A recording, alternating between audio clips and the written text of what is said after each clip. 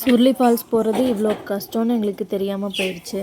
போகிற வழியெல்லாம் குரங்குங்க அட்டகாசம். நாங்கள் ஃபேமிலியாக சுருளி ஃபால்ஸ் போயிருந்தோம். குரங்க பார்த்தோன்னே நானும் குரங்கு மாதிரி தாவ ஆரம்பிச்சிட்டேன். சுருளிக்கு போயிருக்கேன், ஆனால் மேலே அருவிக்கு குளிக்க போனதே இல்லை. இப்போ தான் ஃபர்ஸ்ட் டைம் மேலே குளிக்க போகிறேன். ஃபஸ்ட்டு என்ட்ரி டிக்கெட் வாங்கிட்டோம்.